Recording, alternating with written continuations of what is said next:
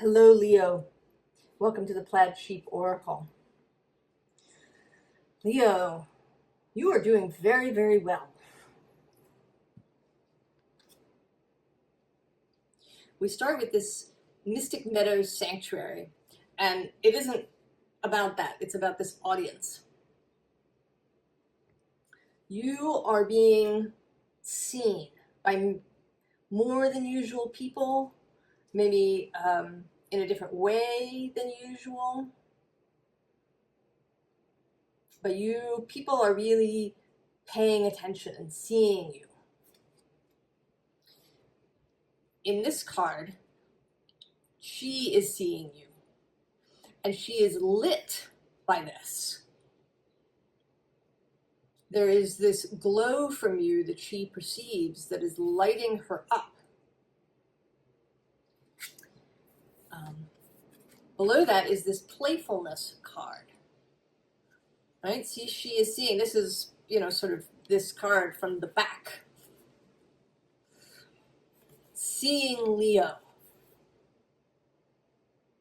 Now these two cards, interestingly, I've shuffled this deck many times, and they have stuck together. So there is something for all of us, I think, collectively, about playfulness being integral and perhaps necessary for growth. But regardless, seeing you, Leo, this is you glowing. And this glow is not about what you are doing. I mean, it might be happening at your job, where people are really noticing your work in some new way, or if you're an artist, that suddenly your art has exploded in some way. It might be the more intimate people around you, your friends and family, that are really seeing this.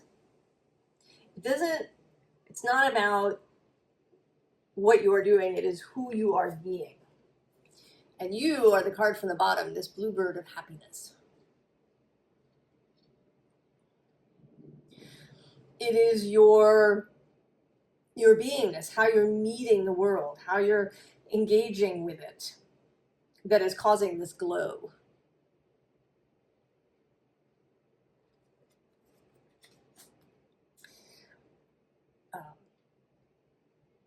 So in the next, I'm actually going to start with the next unseen underlying, which is this perspicacious platypus. And so maybe what people don't know is, I take it back, we'll start with this.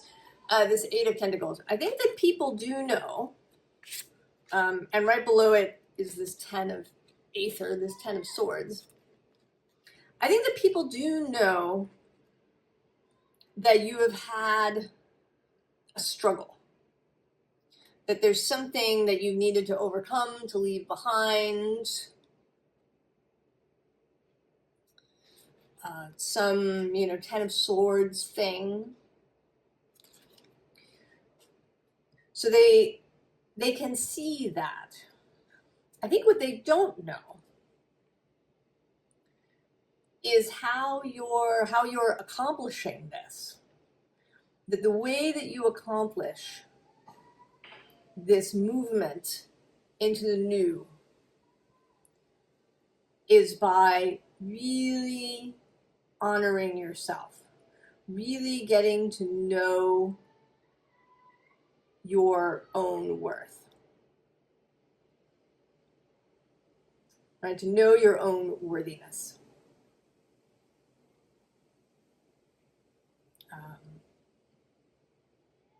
To see past shame and fear and how our lack of worthiness can bring these things up. A friend of mine texted me this morning that in a podcast she was listening to, a Harvard alumnus spoke about the fact that many people that many of the people who go to Harvard don't do so because they think they're very smart. They actually go to sort of prove to themselves, right? They go because they think they're not smart, which is kind of a, they have an underlying fear. It's like a massive imposter syndrome. And I think that we can drive ourselves in many ways in order to prove these fears wrong. And you, with this, right, Seven of Eights or Seven of Swords, normally for me, a card about all the ways that we can lie, perhaps to ourselves, deceive ourselves, manipulate ourselves, these kinds of things within the mind. The way that we can use fear on ourselves.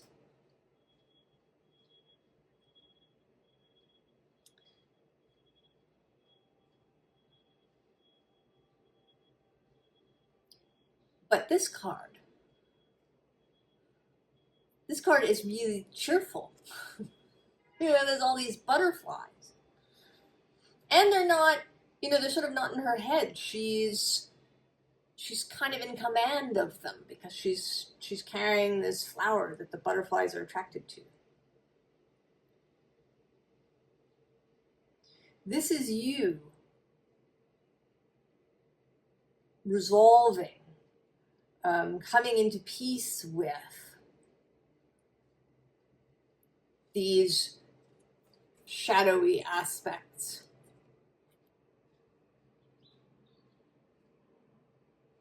Really, really coming to peace with, really recognizing how they can distort reality, how they can try and scare you into certain behaviors.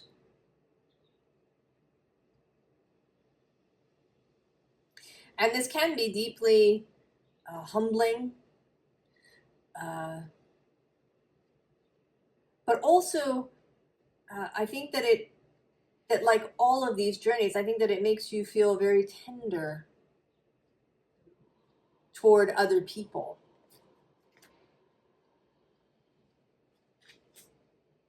That you know the struggles that so many people have, and how these darknesses can really cling to you. Even when you thought you've left them behind, they can resurface. And you are now really kind of coming into control of that. And it isn't it isn't a grippy sort of control. It's the ability to really see how these things can be manipulative. And that we aren't really attempting to sabotage ourselves. We're trying to keep ourselves safe. And so this resolution, this kind of peacefulness in the mind, the ability to engage with these thoughts with gentleness, but also firmness, is lighting you up. Right? Here is this Chariot card, right? Somebody who's like, oh, Leo, look at Leo. Suddenly, really bright. And it's interesting to me that this is sort of happening now. If you watched my videos about the inundation time, you know that I have ideas about this whole 8-8 portal thing, and that it's a reductionist kind of idea, that it's just, it's this one day, and that it's really much deeper and more complex. But the thing that happens is that Sirius becomes visible again. So he is, right, he and other stars actually are like Venus. Depending on where they are in relationship to the sun, they are either visible or invisible. If they're too close to the sun, we can't see them. Right? And this is our revolution around the sun that, right, that creates these changes. Because the stars are still, at least kind of from our perspective.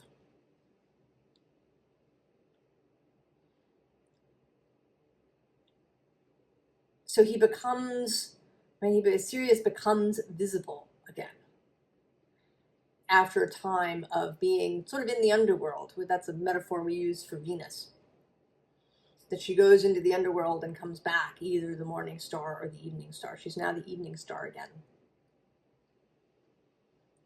Visible in the west around sunset.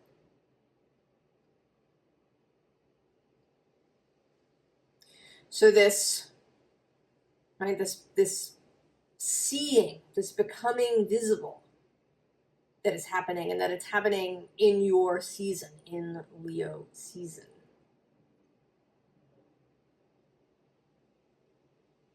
It's, it's not so much that Sirius is, right, that Sirius's heliacal rise is causing this, but that there is a, right, there's a synchrony. There's a meshing or an echo of these things. There's a rhyming.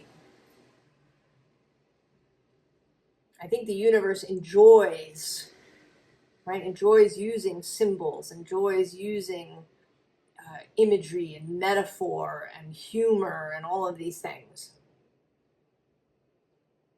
as, right, as it moves. So here we have this 8 of fungi. And then you actually are showing up as this 4 of fungi. The 8 of fungi is doing a portrait of you. And the 4 of fungi is coming out now, not as someone who's overladen, but as someone who's, you're sort of displaying, right? Here, this is, right? Look. This is, what's happening in my experience. There's this, sudden exponential growth of things. And they could be physical things, but it could also be energetic things. I think that the fungi, the pentacles, can refer to energetic resources as well as physical ones. Certainly money has become more and more energetic as it becomes more and more electronic.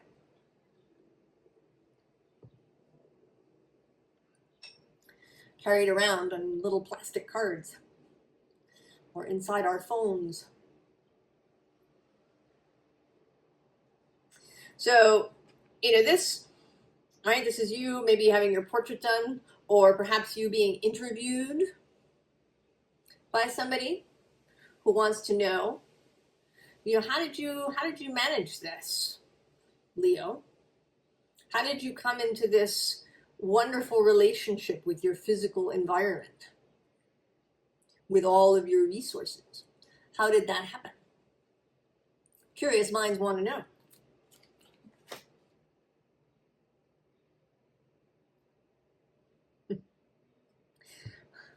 And interestingly, the answer is, in fact, curiosity.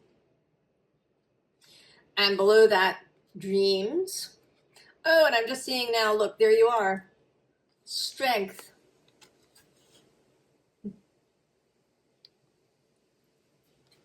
And here, a very contemplative, introspective strength. So you got curious, Leo. You got curious about, how these emotions, these feelings, these fears may in the past have overwhelmed you. You didn't judge yourself for any of it. If you judged yourself in the past, you have stopped doing that.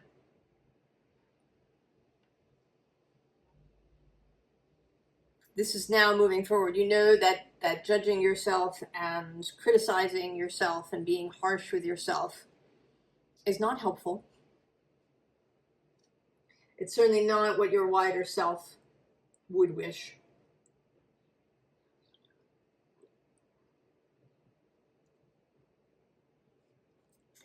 At the bottom, we have this destitution. And right, someplace where you came from, this sense of lack. And I think that our sense of lack mostly really isn't about stuff. It shows up as perhaps a lack of stuff. That's maybe its result. Or it may be someplace where our fears really can dwell because it's tangible. I don't have enough money in the bank. I'm not earning enough money. I can't pay my bills. All of these things. But the real lack is internal.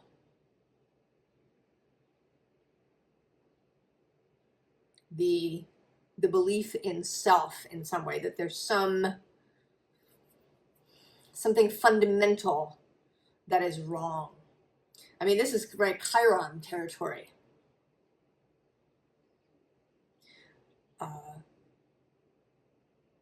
I have Chiron in Aries. And my space tends to be about basic belonging, basic self-worth.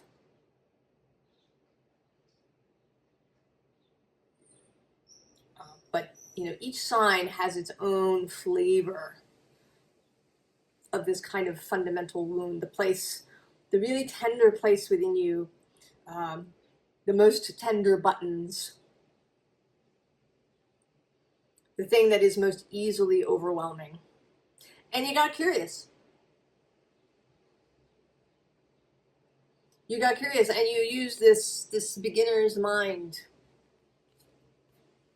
this calm contemplation. You found the spaces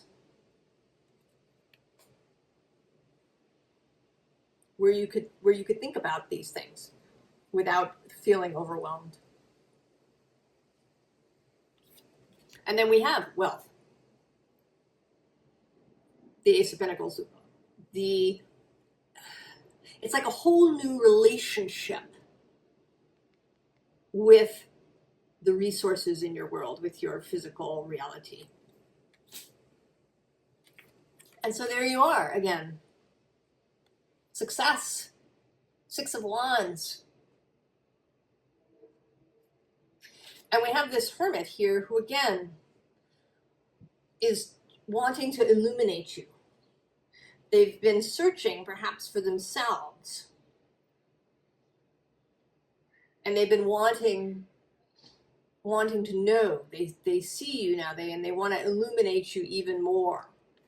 To discover, what is it? How did you do it?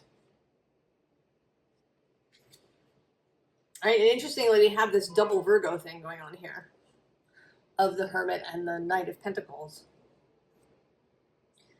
An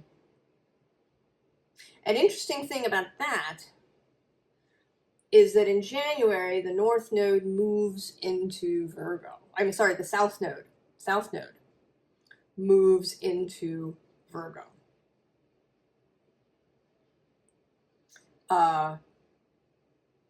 The next eclipse on September 17th is the Pisces full moon. The node will still be in Aries, but that moon is close enough that we get a partial lunar eclipse.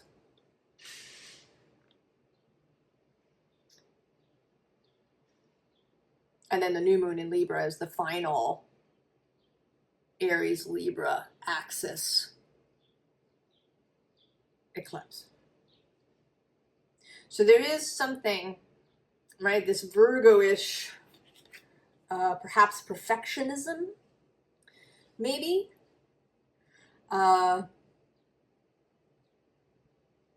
Self-criticism can be a Virgo thing.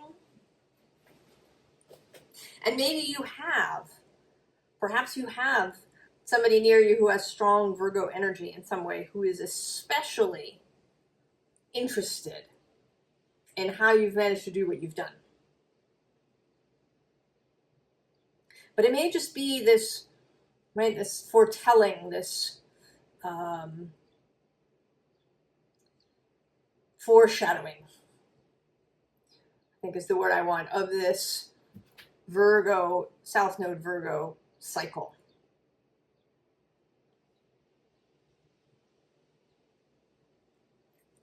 And it continues.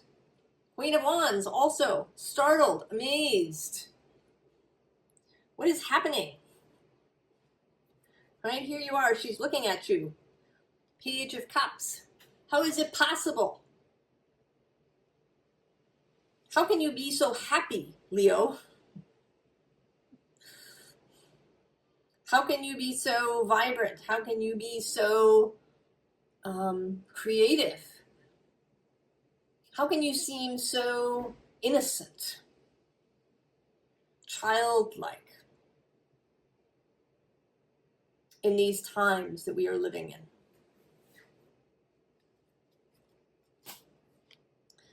The bottom of the deck is the Eight of Wands. Now this has been showing up for me all over the place. In readings I do for people, in readings I do for myself, in things I watch, the Eight of Wands has just shown up.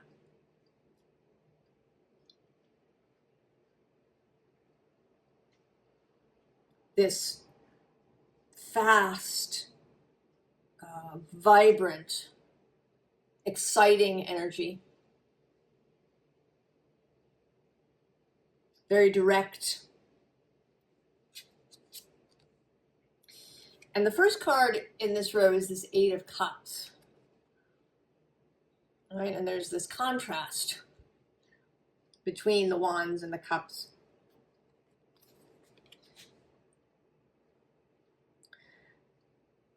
So I think that you may find, I don't want to call it resistance. This row, I think, is a little bit about the other side. You know, here we've had these two rows talking about your how your shining people are responding really positively. They want to know, they're interested, they want to learn how you have come into this place that you've come into. And possibly if this is on a more mundane level, on a more everyday level, it may be about how you've accomplished something. You know, how did you create this work of art? How did you, how is it that you're raising your children in this way? You don't seem like the harried parent that we hear about. You seem very at peace with yourself. How are you doing that?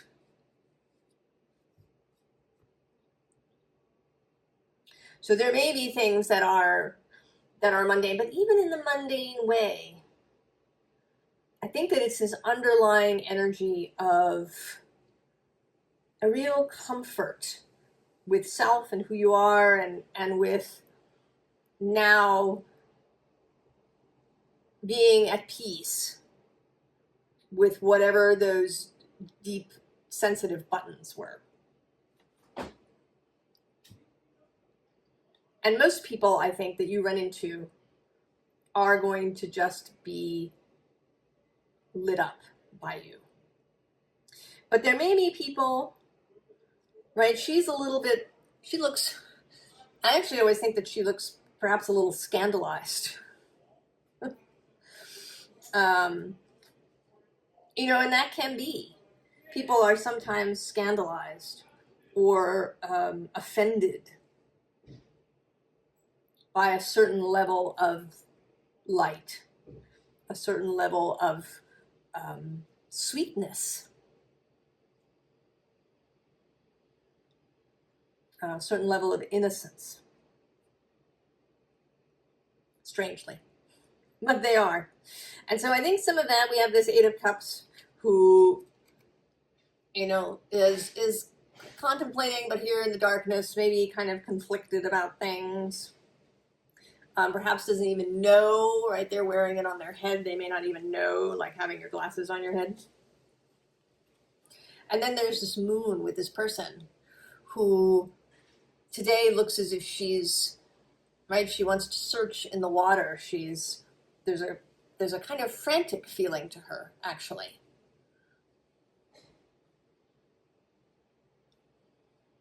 There's a distress in this card today. And then we have the Ten of Swords reappearing. That, the pain that can accompany endings. And then the Seven of Swords with this person who in this case is contemplating getting back in the coffin, right? They've gotten out. They've seen that it's possible, but maybe it's scary, or maybe they aren't ready, or maybe it's something, and they're contemplating getting back in. So there may be a little bit of that, and I think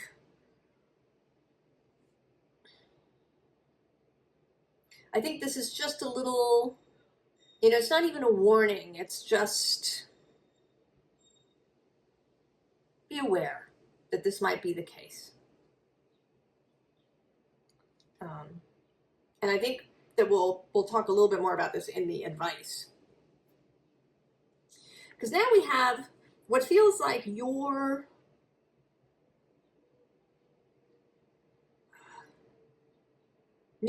process just laid bare.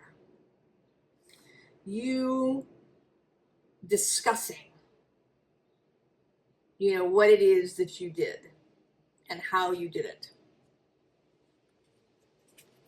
So first we have body and soul. This acknowledgement that there are these two things, two perspectives. There's the soul that is continually in contact with source, that has this wider view. It's why I call it the wider self.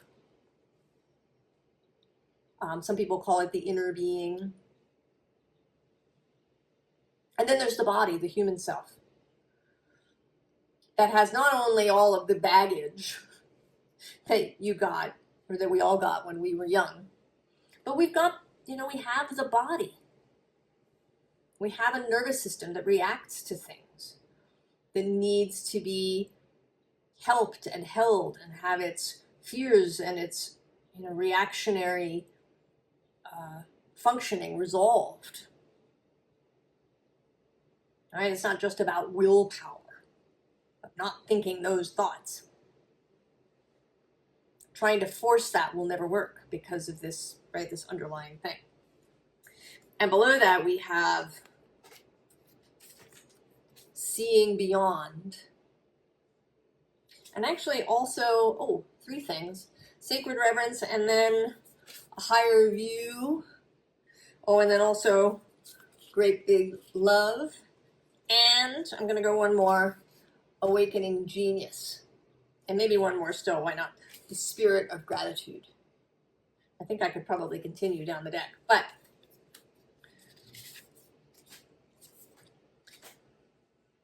this ability to have a higher view, to be able to see things from your soul's perspective, the ability to be kind, to see the body and your human self as sacred, to know that the body is not a puppet whose strings are being pulled by the soul. I think that the video game metaphor that we sometimes use for this, I think, does us a disservice.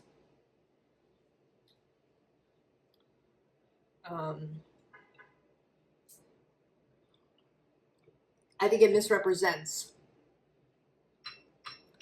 the real relationship.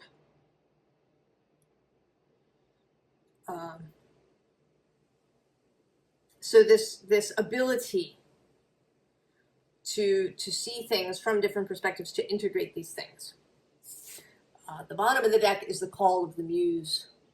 Certainly very Leo.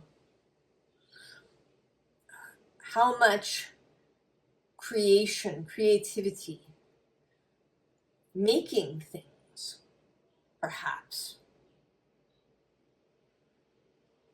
I think it's one of the sadnesses of modern society is that so many people don't make things.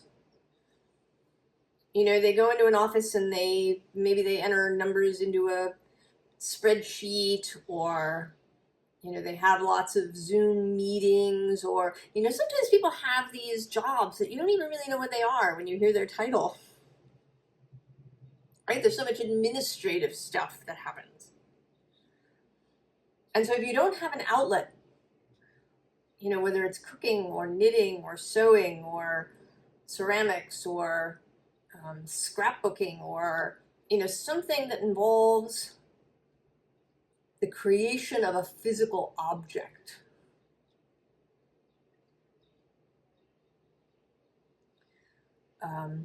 You know, I think that even, you know, creativity like, you know, making a video or writing a novel. I think that these are very important. But I think that even people who do that need to do something with their physical hands. You know, or their body, perhaps, in some way. But regardless, that the creation of something, and that, you know, thinking about things creatively, opening your mind to new ideas, to the call of the muse. So then we have the land between, that space. And this bridge, and then this character that's just broken open immediately afterwards, immediately made me think of the bridge in the Monty Python Holy Grail, right, where they have to answer those 3 questions. And of course, right, this idea that you have to answer, you know, whether you're answering the Sphinx or you're answering some other mystical being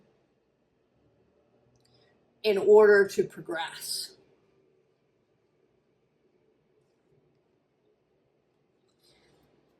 So that you spent, that your time in this land in between. And I'm sort of noticing for the first time that there's sort of this little, like, gazebo-like thing here at the top that looks as if it might have a little bench and something that you kind of hang out in. That you spent time in this place. That you were broken open. That maybe there was real pain that happened here. That you spent time in this in-between place. And maybe you've been there many times. I kind of have this vision, certainly for myself, of coming to the in-between space, sitting in this gazebo and you know, maybe resolving some things, but then either wandering around in the in-between or actually going back where I came from for a while. And perhaps you've done that many times. But now something has changed. Something is different this time. And this time you were able to sort of answer all the questions, to resolve things more completely than you ever have before, to come into peace with your demons in a way that you never have before.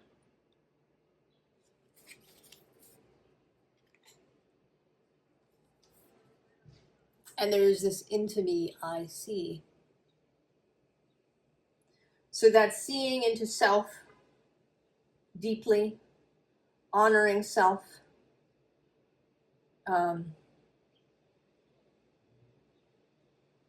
knowing your worthiness, knowing your importance.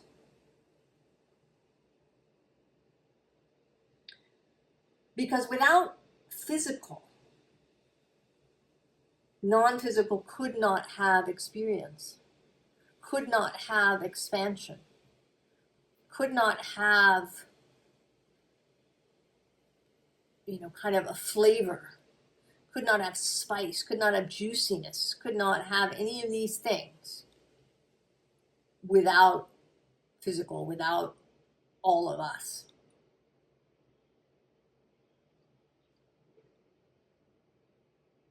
And that understanding that we are, right? We are source. We are not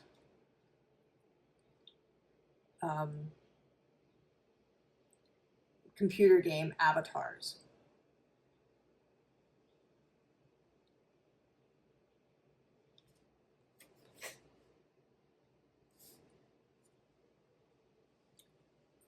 Advice then, Leo, although you're doing very well. I feel like the advice is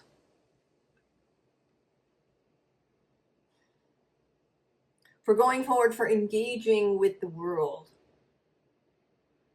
now that you've really come into this place. Because these early stages are fragile. I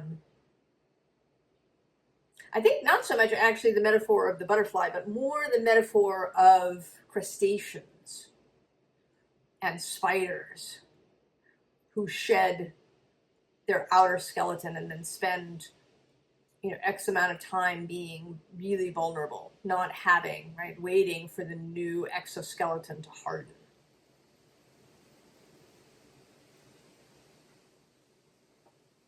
Or even, that period after birth when, you're new and open and a child.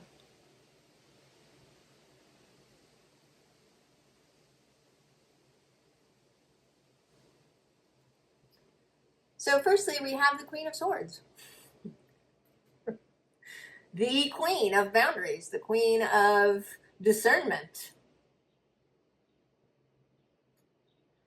The Queen of knowing who to engage with and who not. If you meet some of these people who are offended, horrified, terrified, really deeply uncomfortable in some way with you now that you're walking around lit up like a star, have discernment. When to leave so you don't, have to defend yourself. But also so that you're not sort of imposing your light. That you're not imposing, that you're not, walking around and saying, well, if you just do your shadow work, you'll be fine. Or any of that sort of thing. That's not your job. Your job is not to be telling people what they're supposed to do or when they're supposed to do it. The bottom, interestingly, is this debauch card, which I think is a warning. This always seems to me like a toxic pool, of acid or, toxic waste or something that can exist in the environment, thought forms and all of these things. To just be kind of aware that this exists. And that sometimes, it can be seductive. That that debauchery can initially seem like a good idea. But with this Queen of Swords, to be careful. To be mindful, to not suddenly become mindless because you seem to have reached the place. Now, I honestly don't think this is really a risk for you, Leo. I don't think that the bluebird of happiness would have this problem. But in case, or maybe, if it is somebody who is immediately in your sphere, But then we have the Empress, right? Knowing comfort with who you are, with your fabulousness, with your generative potential. And below that is the Ace of Cups. So all of that is within you. There's just it's just like a little sensitive period when you're new. And then the High Priestess, of course. Staying in touch with intuitive knowledge, information, knowing.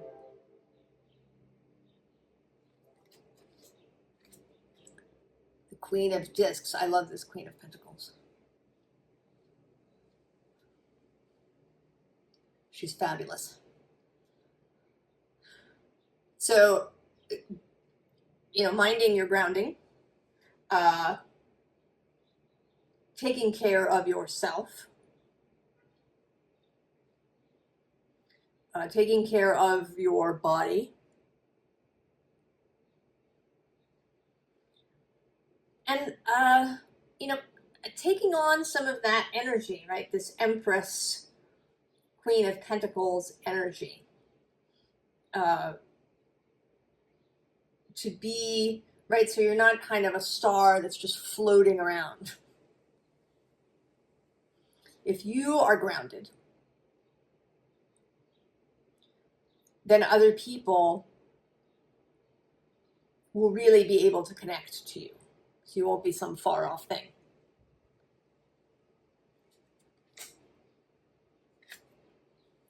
Then we have this Three of Wands, which says virtue. And I want to say yes, right? My virtues might be different than the 7 virtues. But virtue as in integrity.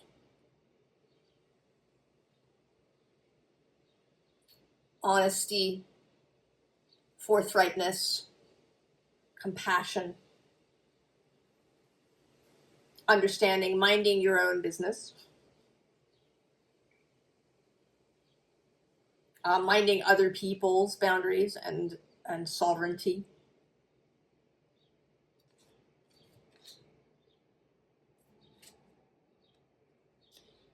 And then the Knight of Discs, who is Virgo in this deck.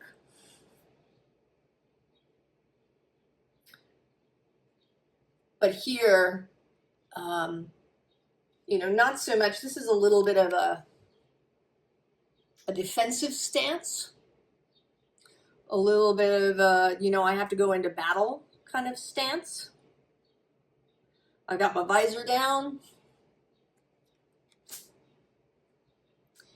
Whereas this is a more sweet, open,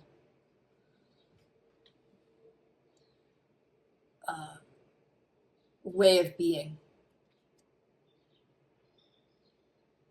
Also an openness to new adventure. I kind of see that he is, right, he's taking his time, he's savoring. He's completed, a quest that was very challenging. And now he's taking time to really savor that, to feel the sun on his face, to be in this beautiful meadow, his horse gets to eat the fresh grass. I picture that maybe he'll, decide to get off his horse and lie down in the grass. Maybe take off all his armor. He knows that there is another quest that will come and call to him, and that he will be excited, ready, but that he's taking the time to savor and to really become familiar with this new territory where he's arrived. So take your time, Leo. We are moving into Virgo season on the 22nd of August. So take your time. savor this. There's a lot of earth energy here coming through in your reading.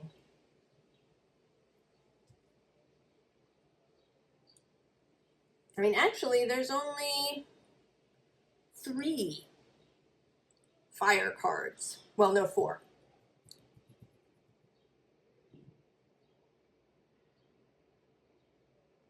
But there's quite a bit of earth. Strong earth with this Queen of Discs and the Knight of Discs, who sits in the king position in the Thoth deck.